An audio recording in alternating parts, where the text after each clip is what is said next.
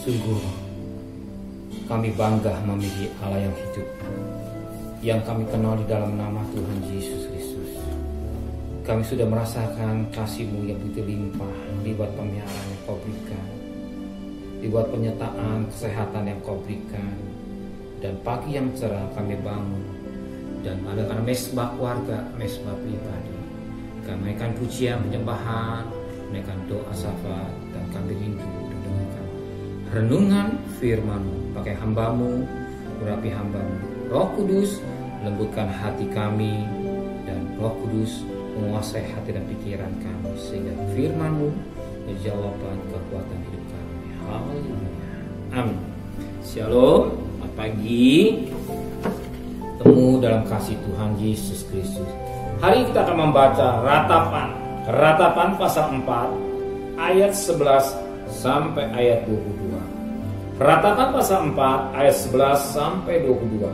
Tuhan melepaskan segenap amarahnya, mencurahkan murkanya yang menyala-nyala, dan menyalakan api di Sion yang memakan dasar-dasarnya. Tidak percaya raja-raja di bumi pun seluruh penduduk dunia bahwa melawan dan seteru dapat masuk ke dalam gapura-gapura Yerusalem.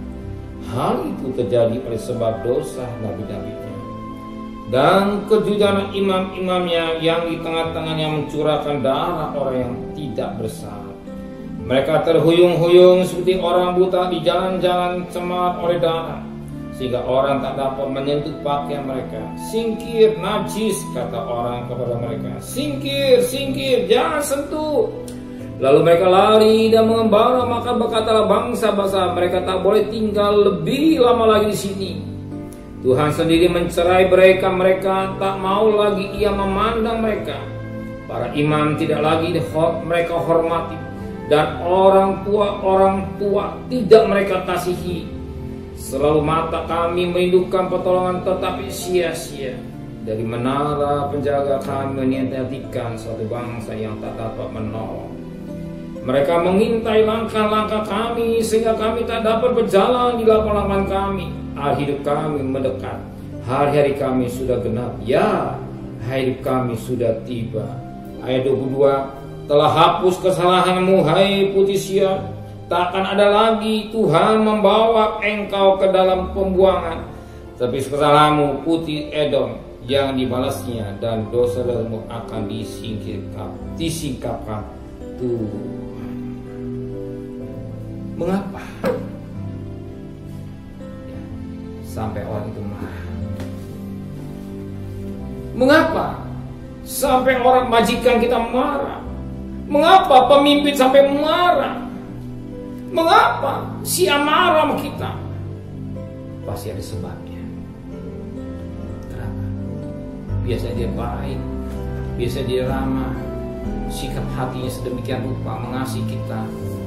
Pimpinan kita mengasihi kita, tapi sampai mengarah, kenapa? Pasti ada satu kesalahan. Pasti ada suatu kesalahan.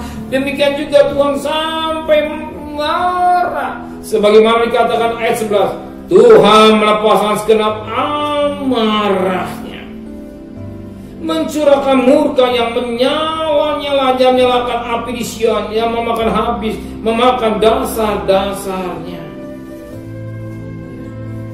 Tuhan sampai melepaskan segenap amarah dan mencurahkan murkanya menyala. Kenapa? Bangsa Israel jauh daripada Tuhan. Bangsa Israel sudah berzina, menyembah dengan berhala.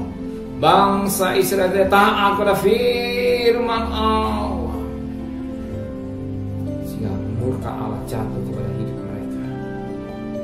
Sebagaimana firman Allah yang kita dengar pada ayat 10. Dengan tangan sendiri wanita yang lembut memasak anak-anak mereka untuk makanan mereka. Tak kalah runtuh putih bangsa. Sampai orang tua motong anak-anak lapar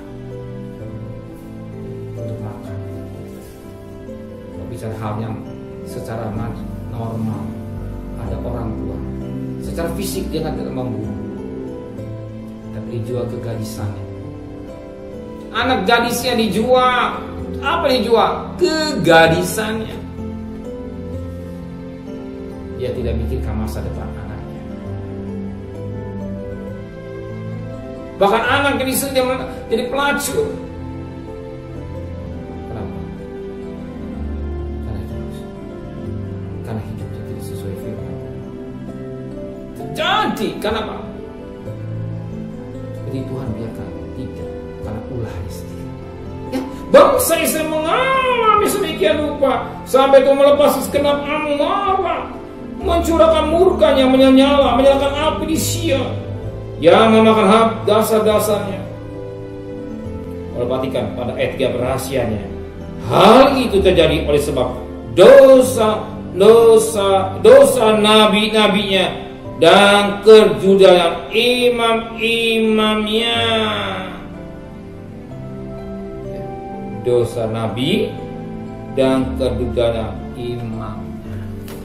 Nabi itu penyambung lidah Allah, imam yang melayani.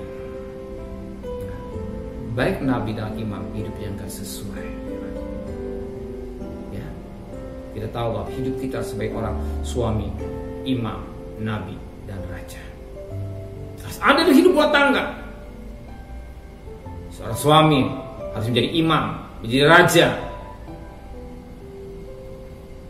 Dari nabi menyampaikan suara Allah.